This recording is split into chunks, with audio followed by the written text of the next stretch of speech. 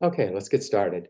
Well, welcome to today's webinar, A Simplified Approach to Strategic Planning, presented by JV Kosovom and SCORE Westchester. May I have the next slide, please? Next slide, please. My name is Art Hunter. I'm the co-chairman of SCORE Westchester. And just a little bit about SCORE. We're a nationwide organization with more than 300 chapters.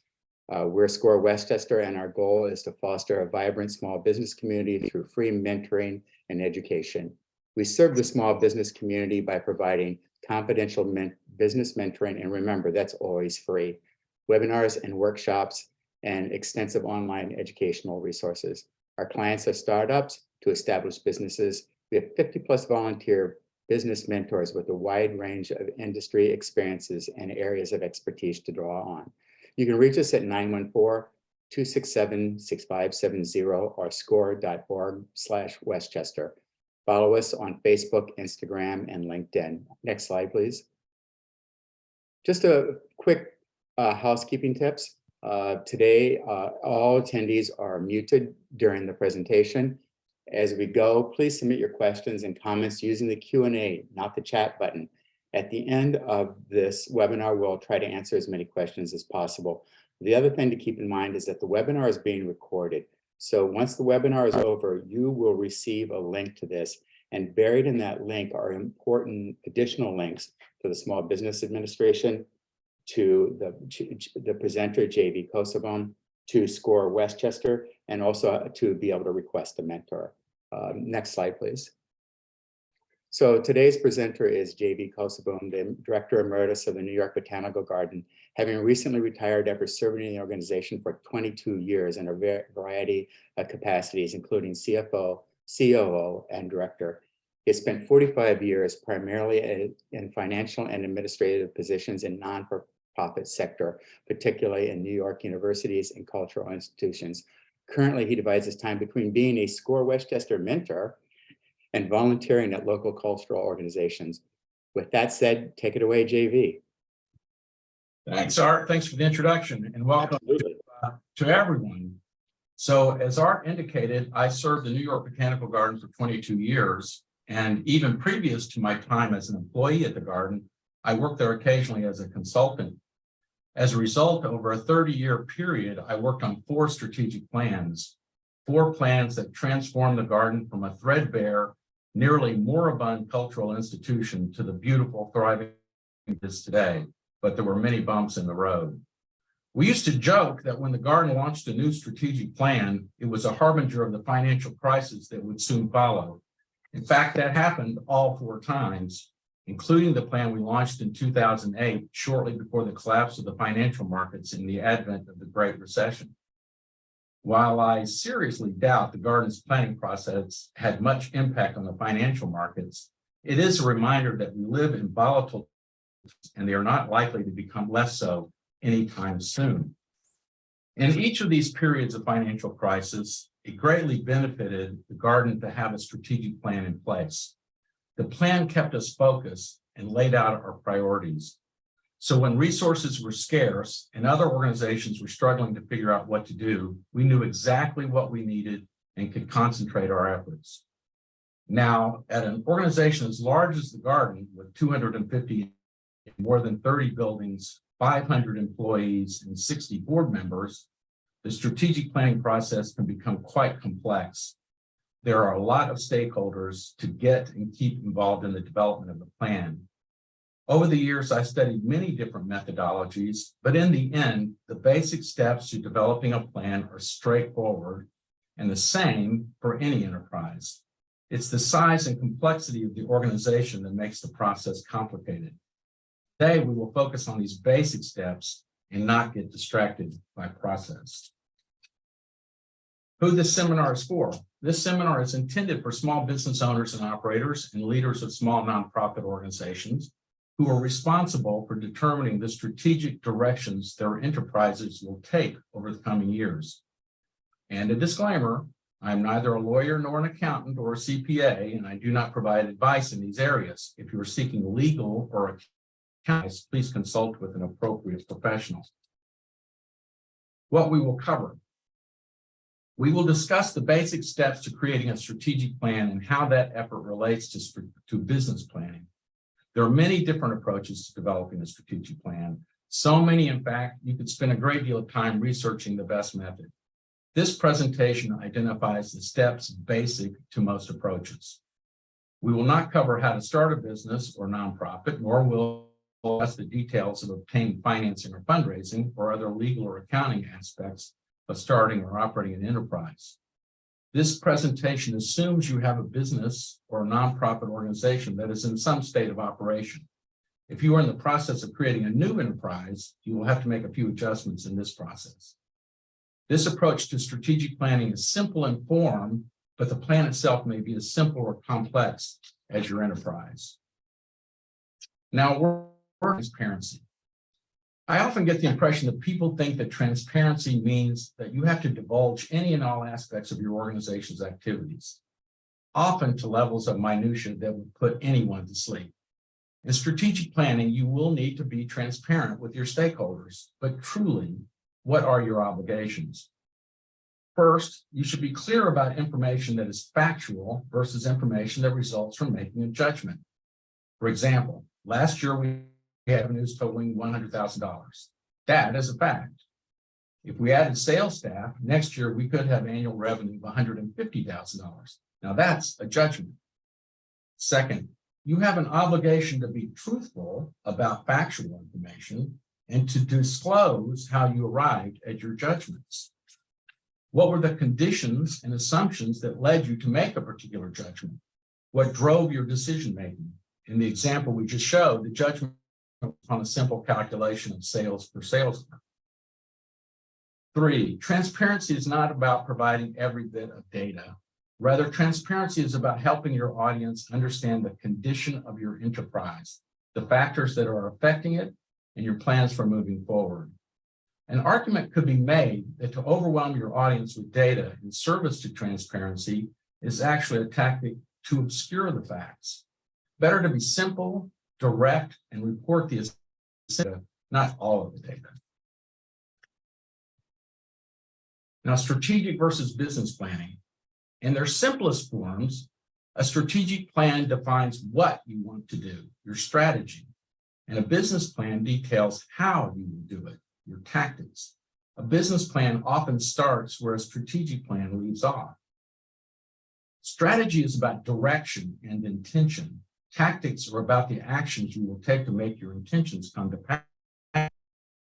It is possible to develop a strategy without tactics, but it is nearly impossible to develop effective tactics without a strategy. Now, no presentation about strategic planning would be complete without a quotation from Sun Tzu. About 2,500 years ago, Chinese military strategist Sun Tzu wrote in The Art of War, "Strategy without tactics is the slowest route to victory. Tactics without strategy is the noise before defeat." The two go hand in hand and form a complete picture. Separately, they are only pieces of a puzzle. Now, it is possible to have strategic and business plans not written, but consider that writing down your plan is a clarifying experience. That is, it forces you to think through and clearly articulate your intentions. And your stakeholders will want to know your plan and will expect to see it memorialized. So, the 5 basic steps to strategic planning. 1, assessing current conditions. 2, defining your aspirations. 3, developing your initial plan. 4, aligning capacity and priorities. And 5, implementing your plan and tracking progress. Step 1, assessing current conditions. Your starting point is to understand the state of your enterprise today and how it relates to your marketplace. There are 3 basic tools to make this assessment: benchmarking, SWOT analysis, and the business as usual financial model.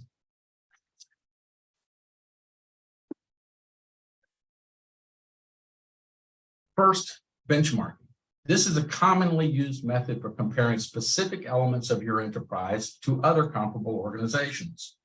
First, determine your cohort. This is the group of businesses or organizations that you consider your primary competition or that are in the same or similar business as you. For example, if you're a dry cleaner, you would want to benchmark yourself against other dry cleaners. If you were an art museum, against other art museums. Second, collect. The best source of data will likely be relevant business or professional associations, which collect data on their memberships and report on it in aggregate. The government also has data available. Check out the Federal Business Administration, Small Business Administration's website at sba.gov. It's actually quite rich, and I recommend you look at that. State and local government, as well as local chambers of commerce, are also possible sources of data. And of course, visits to competing businesses and organizations can also be a great deal. You can also view their websites or other social media outlets. You may learn, for example, pricing, services, state of facilities, ease of access, customer service, etc. And finally, compare data you collect to your own. How do you think you're doing? Let's look at an illustration.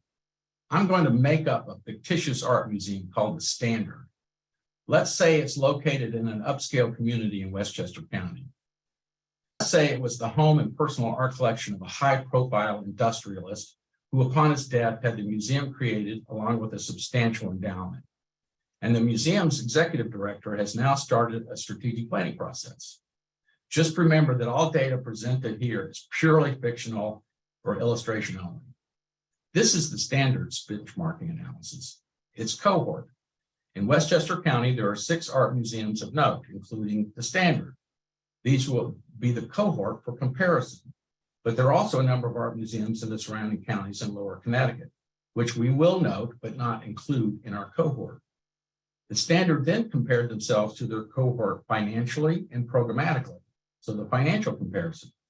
Based upon public records, among the cohort of 6, the Standard ranks second in fundraising, second in endowment funds, third in earned income from admissions, retail sales, etc., but fourth in attendance and dead last in public funding. From program and services comparison, the Standard's facilities are the smallest of the cohort, but perhaps the most appealing, having been designed by a world-famous architect. The Standard's permanent collection is also the smallest and least diversified of the cohort, but is exceptionally valuable in the general public. To date, the Standard has fewer exhibitions than other museums in the cohort due to the lack of size and breadth of the collection, but the exhibitions have been mounted, have been well attended. The second tool for assessing your organization is the SWOT analysis, which is a planning tool used frequently by enterprises to assist them in assessing their positions relative to their competitors. SWOT is an acronym for strengths, weaknesses, opportunities, and threats. Let's look at the chart. Note the 4 squares. The top 2 squares are meant to be focused on the internal characteristics of your enterprise. What are its strengths? Those things that are helpful. And what are its weaknesses? Those things that are harmful. The bottom 2 squares are meant to be focused on external market forces that are affecting your enterprise. What are the opportunities you can take advantage of, helpful things, and what are the threats to your ongoing well-being, the harmful things? Let's look at the SWOT analysis prepared by the Standard. When it comes to internal characteristics, its strengths are: it's financially stable due to the founder's endowment. It has an exceptional permanent collection. It has beautiful facilities, and it has a committed membership and volunteers. But what are its weaknesses? Lack of scale, breadth of the permanent collection, small scale facilities, and a lack of parking. And it has no food offerings. Now let's look at the external market forces. What are its opportunities? It has an excellent location accessible to highways and Metro North. The surrounding community is growing due to new housing developments, and younger, highly educated professionals are moving in. But what are the threats? Well, its existing audience is aging and needs to be replaced. Competing museums are gaining traction due to diversified collections and high-profile exhibitions. And still, New York City museums carry sway over the new local audience. And the younger audience is drawn to a more immersive experience. The third tool used to assess your organization's current conditions is the business as usual financial model. which is a tool to analyze the financial position of your enterprise for a defined period of time, the plan period, if you do nothing different than you do today. This financial model will answer the question: if you take no actions in the future that are any different than what you do now, what will be your financial results? Start with the baseline year, usually your last complete fiscal year, and create an income and expense statement. Second, define the assumptions that will affect your financial for the next few years: inflation, predetermined price changes, contractual obligations, changes to the customer base, or whatever else you think will affect your business. Third, based upon your assumptions, project revenue and expenses for the plan period. How are you doing? Do you see challenges in revenue generation, in controlling expenses? Do you produce profits or deficits?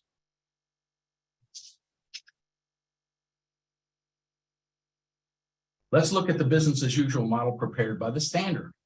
This is a highly summarized and simple version of a financial model. Yours will need to be as detailed as needed. In fact, I recommend that you do a very detailed financial model based on your budget. You can always summarize it if you need to when you present it to your stakeholders. So the standard is using its actual operating results for its fiscal year 2022 as the baseline year. Then the standard assumed a 5-year plan, fiscal years 2023 to 27, with fiscal year 28 being the first post-plan year. The assumptions that underlie the standards models are: annual inflation is assumed to be 5%. Average annual investment return on the endowment is assumed to be 7%. Earned income from admissions keeps pace with inflation, but fundraising remains flat year to year. Note that if the standard does nothing in the coming years, expenses will increase by inflation and revenue will not be able to keep up. It will begin to run deficits in 2023 and they will deepen in each succeeding year, a clear indication that a plan needs to be put in place.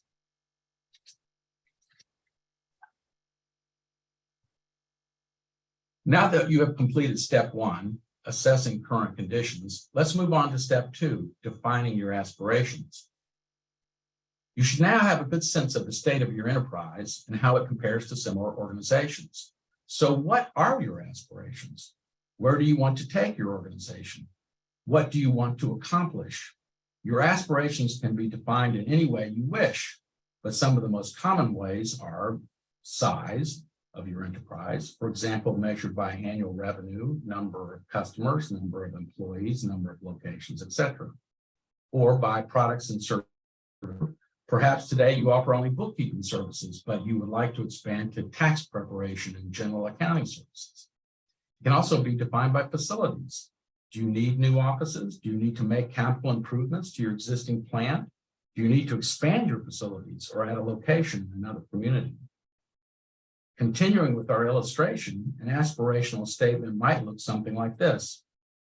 The standard seeks to take advantage of its highly concentrated collection by becoming a town center for the study of this artwork. The standard will become a destination of choice for regional tourists and will strengthen its engagement with the local community through school group programs, adult education, and family events targeted to the local audience.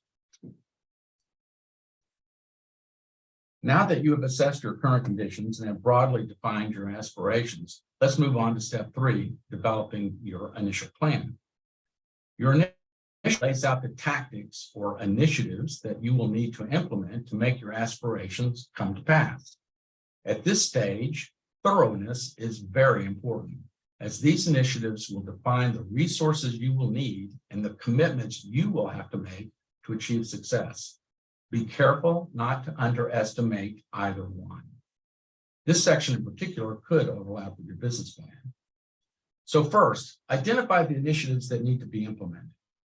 New expenses, staffing, legal, license fees, storage, office, retail, manufacturing space, marketing, advertising, new debt. Conversely, do you have existing operations or expenses that could be curtailed or eliminated? Second, analyze the financial impacts of these new initiatives. Determine the annual cost of each new expense item and make projections for new sources of revenue. Again, are there savings from curtailed or eliminated operations or? Third, lay out the new revenue and expenses on a timeline. This timeline will be your planning period or the planned years. Do new expenses kick in before new revenue is generated? This is often the case when you make new investments. How will that gap be covered? 4, add the new revenue and expenses to your business as usual financial model to develop a new financial projection for the planned period. Remember, you still have to keep operations funded and going while you're developing new initiatives. Sticking with our illustration, here are the new initiatives defined by the standard. Note that each initiative addresses a challenge identified in their SWOT analysis and supports their aspirational statement. 1, implement a fellowship program for the study of the permanent art collection. This would start in year 3 and cost $100,000 a year. This will also create new fundraising opportunities for the standard. 2nd, expand the exhibition schedule and include works from other museums. This would start in year 2 and cost $50,000 a year. This will also help drive new audience and increase ticket sales. 3, develop a higher profile social media presence and increase advertising. That would start in year 1 and cost $125,000 a year. But they know they may not see a return for this for another year or 2. 4, expand facilities. That would start in year 1 and cost $100,000 a year. 5, add a restaurant. This would start in year 3 and the operation would be outsourced, but there could be $100,000 a year in capital costs. And finally, hire an educator and develop educational programming starting in year 2 at $175,000 a year, or $75,000 a year, excuse me. This is another fundraising opportunity for the standard. Step 3, the standard folded in their new initiatives into their business as usual financial model to illustrate their financial impact. Note that the budget now increases each year by much more than just the rate of inflation as the cost of new initiatives have been added in. If the standard is to balance the annual budget each year, the standard will have to increase fundraising and earned income substantially. They made a judgment that with the new larger audience, they will be able to achieve these financial goals.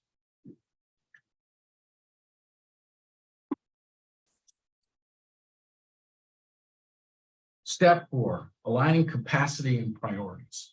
At this stage, you have a good idea of how competitive your organization is in the marketplace, what your aspirations are, the initiatives you want to launch, and how much money, time, and effort it will take to make it all happen. Can you do it all? If the standard did not believe their financial goals were achievable, they would have to reduce their new initiatives or shift them into a later year in the plan. For example, the new initiative to hire an educator may have to be pushed from year 2 to year 4, or they may have to cut existing operations and expenses, or they might actually have to do some combination of the 2 things. Reviewing your own financial model, examine first resources. Will you have the cash you need when you need it? Can you make the commitment to the time and effort you take? It is not unusual that the initial draft of a strategic plan bites off more than can be chewed. Every enterprise has a limit on resources that are available. So look at your priorities. Strategic planning is all about setting priorities for the application of limited resources. Examine each of your new initiatives and assign it a priority. Is it critical? Is it needed but not critical? Or is it purely optional? Recast your by placing the critical items up front, space out the needed but non-critical items, and put the optional ones last. How does that change your financial model? Keep assessing your priorities and timeline until you develop a set of priorities that are doable. Finally, step 5, implementing your plan and tracking your progress. There is an old adage, plan your work, work your plan. It's time to go to work making your plan happen. Track your progress. Once you have a financial model that you believe is achievable, you need to revise your aspirations if necessary and create a tracking document. Lay out your aspirations after determining your priorities. These are now your goals. to list the initiatives that will make each goal happen in the time frame in which they are to be accomplished. This is now your new to-do list. 3, record your progress over time. At the end of each year assessment, your stakeholders will want to know how you are doing against your plan. And then 4, from time to time, you may determine that you have to change your plan. Your assumptions about market conditions may have changed. New technology may have emerged. A new idea may have come to light. You should be open to altering your plan periodically, but do so with prudence. Returning to my experience of strategic planning at the New York Botanical Garden, there were times I did change our plans, particularly in the face of new technologies. For example, in our science division, in the midst of our second plan, a whole new field of study came into being known as plant genomics. We had not foreseen this when the plan was conceived, so we added new initiatives in mid-plan to seize the opportunity the new technology provided. But we never altered our strategic goals or directions due to financial crisis. We may have adjusted of new initiatives or even downsize our initiatives, but we never lost sight of our aspirations or the initiatives it would take to make them come to pass. I recommend that you not abandon your plan because of volatile times. Stay focused and good luck. JV, that was great. I mean, I just can't emphasize enough how important strategic planning is to anybody, whether you're starting a new business or you're operating an existing organization and looking for ways to grow. Yes. I think your closing, it can't be stressed enough that it's like a roadmap. You know, you start your journey and you go along that journey and you reassess where you are, but your destination still stays the same. Just the path that you take to get there could change. And that goes, one of our questions that came up goes back to the beginning, you know, where you're talking about an existing organization here with an existing budget, right, trying to grow, trying to capitalize on what they were doing. What are some of the things that someone starting a new business would consider instead? I mean, what would it take for them to go?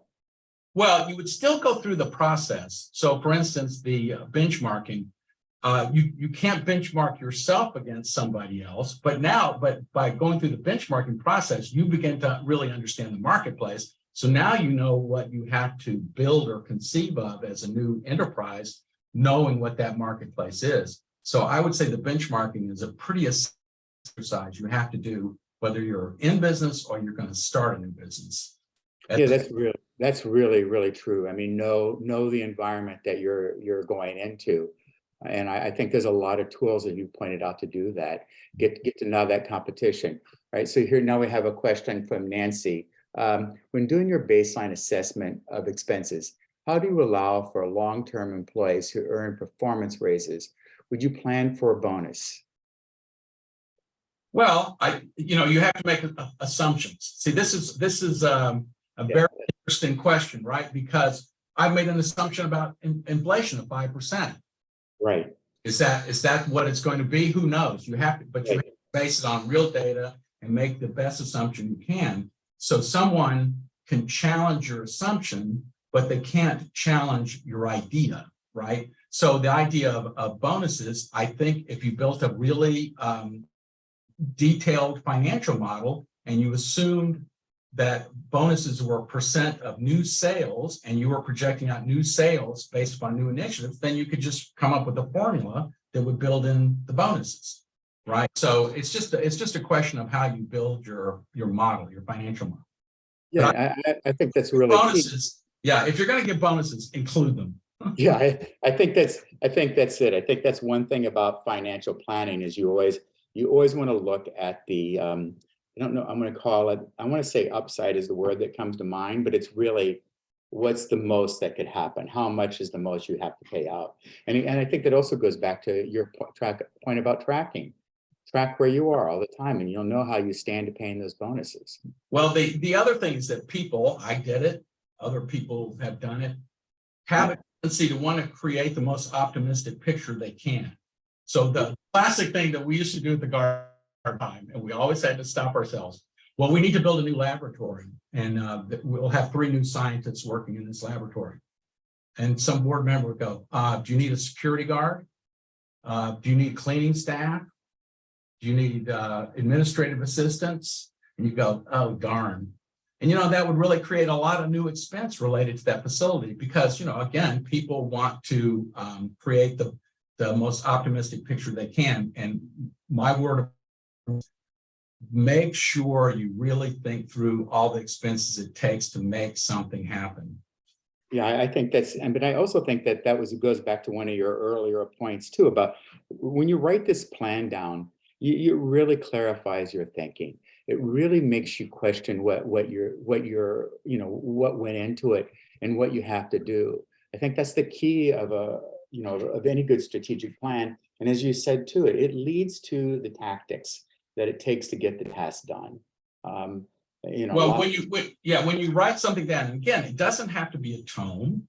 It doesn't have to be perfect grammar. It doesn't have to be a novel. What it has to be is that when you start to write things down, that's when you realize, well, wait a minute, I went from step A to step C. What about B? I forgot about B.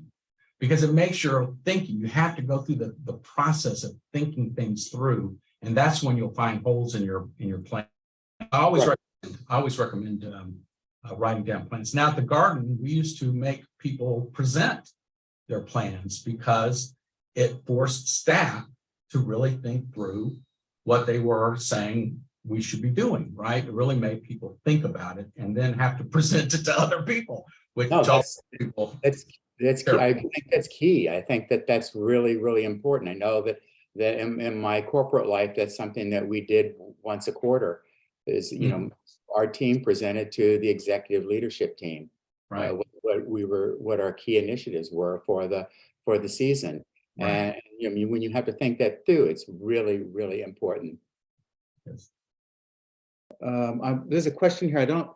That's why we suggest base, worst, and best case scenarios. I guess that's always true too. You can look at 3 different scenarios as you're working working through your plan. Yeah, you certainly, and of course, and we did that. Just generally at the end, you have to sort of go with the scenario and understand that there's a range of possibility. Right. So great. Anything else that you would want to add? Is there anybody have any other questions? Oh, here we go. What if here's one. What if you're a new business, a service business with limited money? How would you approach that? Well, I don't know that it changes your planning process that you have limited resources. I'll give you an example. I'm dealing with a cultural institution at the moment that's a very small cultural institution, and this is their problem. And I think we've now gone through a SWOT analysis and a business as usual model, and it's pretty clear that if they continue to operate as a mom and pop operation, that when this generation, that organization is going to go down the tubes. So it's time it forces you now to make decisions about what you're going to do. So when you say a service business with limited cash, if I presume you don't need facilities or plant, because usually they're the things that suck up a lot of capital. If you have to outfit an office or buy a lot of equipment, if you're providing a direct personal service, the duty of a direct personal service is you generally don't need a lot of upfront capital. But if you had to, you would have to look at financing. The garden, as well as most major cultural institutions in the city of New York, have financed major projects from time to time. That's not unusual that you'd have to take out some debt if you needed to build something or buy some substantial piece of equipment, right? So those are, that's what you would have to look at debt financing or raise capital. If you created a really good strategic plan and said, look, I need $100,000 to get started, then you have something to take either to a lender or to, if you're lucky and you know people who are willing to invest in new businesses, then you have something to show them. It's like, what is it, Shark Tank. right? They, they come on and say, if I just had X number of dollars, then I could take this business to a different place. And then they're getting investors who, of course, want part of the business. Right, but I think that's the one thing about a strategic plan is that you have to challenge all your assumptions, and you start to see what is a limited amount of money. What does that mean? I had the good fortune of working with a very creative client recently, and they had put a lot of time in an upfront strategic plan, and one of the things that came out of that plan was actually a brilliant source of funding. That they were able to create on their own without having to go to a bank for lending or without having to reach out to investors for lending. They developed a source of funding out of their plan. I was really impressed with that action. One of the things I actually like about that show, Shark Tank, is that it shows you that if you're going to your stakeholders, in this case, these were potential investors, that they're going to pepper you with questions.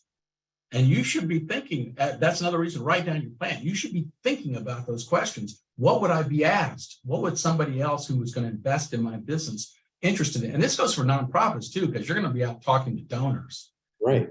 So just like investors, and they're going to pepper you with questions. So be prepared for those questions, and writing down your plan and thinking about those types of, as you're doing it, will really help you come up with a solid proposal. Absolutely, the strategic plan is critical. I think going back to the point about aspiration as well. Setting a very big goal for yourself, I think, is really key as well. Well, and as I started out, the botanical garden didn't get created in a year. It took 30 years. Right.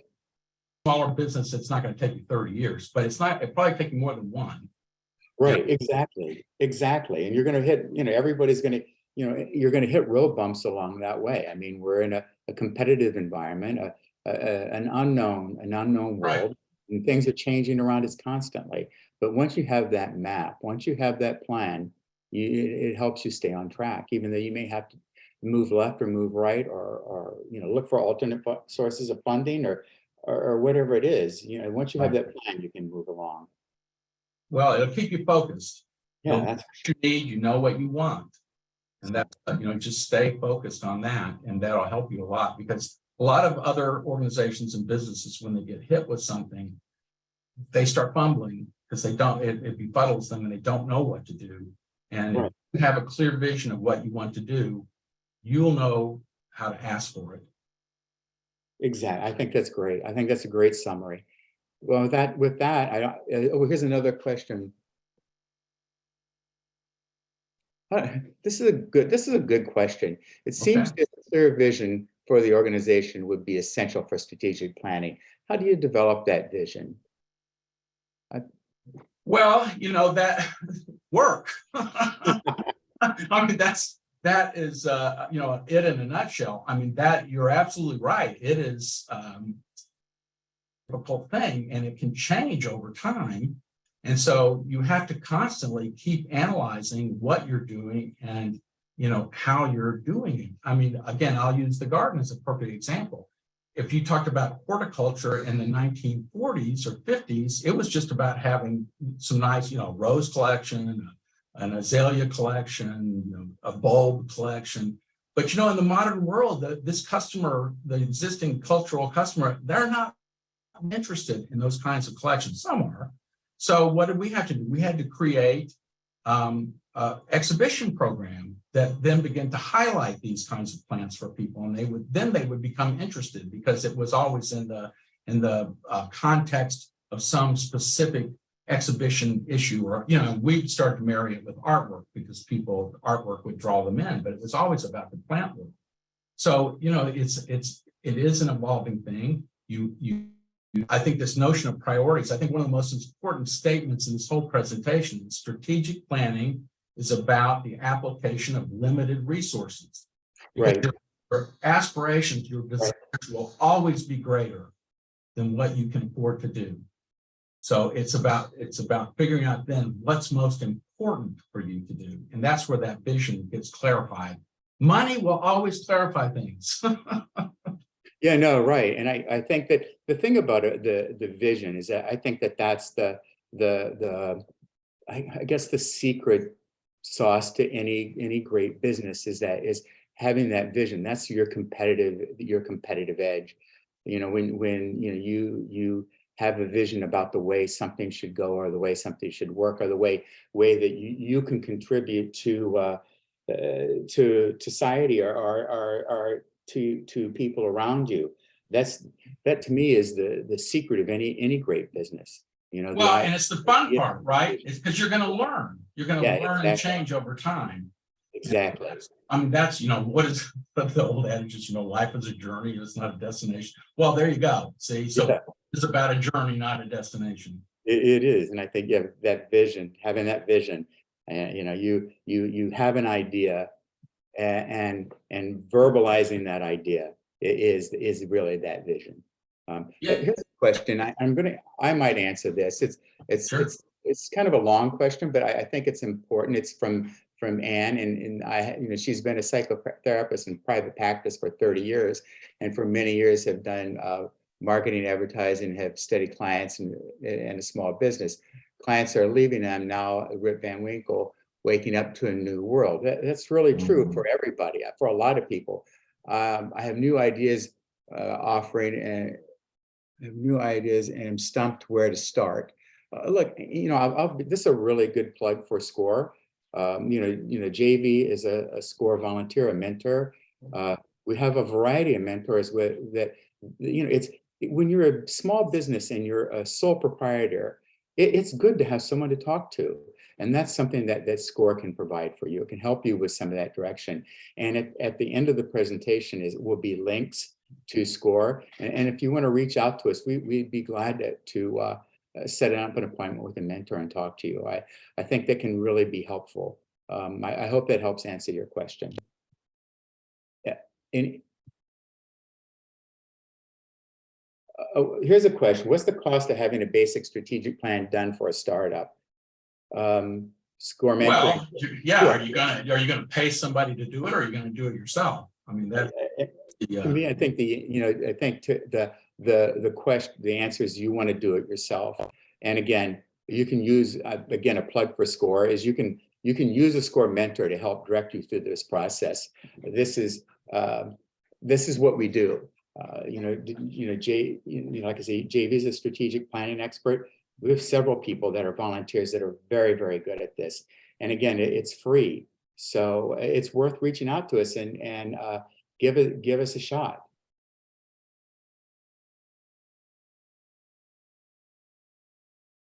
I don't know. I mean, if you're going to pay somebody, a consultant would be.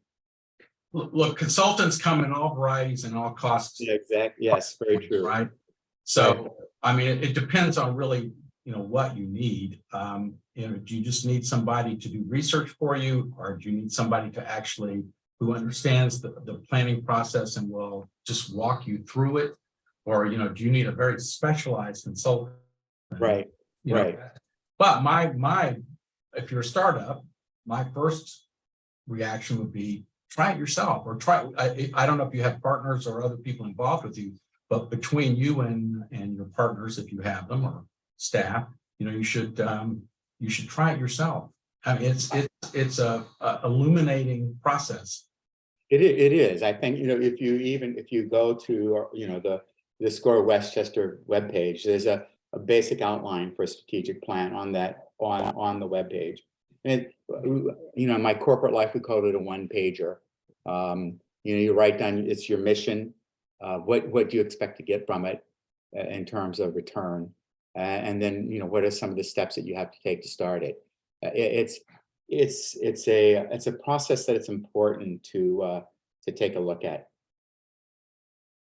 Even at the garden, we certainly use consultants for various things like master planning. So you need an architect for master planning. But the basic process of strategic planning, we sometimes hired an administrative person to help us because we're managing 500 people and 60 board members and 1,200 volunteers. That gets to be a really complex thing. So you need somebody to kind of manage the people of it. But the essential process, the benchmarking, the SWOT analyses, the financial model, that we did it all, because it helps you learn. It helps you begin to understand and internalize the fact of your business. Right. It's like sketching. You sit down, you have an idea, and you start to sketch it out. And then as that idea gets a little more concrete, then you start to write it out. And as you do that, you start to say, wait a minute, I didn't think about this, or wait a minute, I'm emphasizing that too much. So you start to challenge your own, assumptions, and not in a negative way, but in a very positive growth kind of way. Well, and following up on what you said earlier, Art, now, and again, in a place like the Garden, which is a large organization, right. so right. there would be a team of people. There might be 10 people that would sit around a table and ideas would be presented and people could challenge them and talk them through. So if you're a sole proprietorship or a small organization and you definitely have somebody to bounce things off of. So if you don't have them, then I think I would say SCORE is an excellent place to come and say, I need to bounce ideas off of people and get your feedback. Right. Because the thing I had to say, there is no judgment there, and it can be very, very beneficial. I think sometimes, you hear an idea that is really, really worth pursuing. And my short time as a mentor, I've been a mentor for about 3 months. I've been so impressed with the clients. They have great ideas. They're highly motivated. Again, I think most of them just need somebody to say, I was thinking about this. What do you think? Exactly. I think that's the key. That's the other thing about the strategic plan, is it gives you that confidence to take the first step. Yes. To say, okay, I've thought this through to the nth degree. Now it's time to take that big leap. It can give you that confidence. Well, that, I'm sorry. I was just going to say, if you want other people to get on board with you, you have to show them that you have an idea where you're going. Exactly. Great. All right. Well, listen, that was really some great questions. A really, really valuable webinar. Really good conversation, JB. Thank you very, very much. Sure. I want to thank everyone. Yeah. There's one more. I think we have one more slide, right? I just want to Right. This has the there's our links. This will be in the recording that everybody will receive. And then finally, I want to just give a quick thanks to the SBA and for their participation with SCORE and SCORE Westchester. So thank you all for attending today, and I hope to hear from everyone soon. Thanks very much. Thank you. Good luck to everyone. Goodbye. Good luck to everyone. Bye-bye.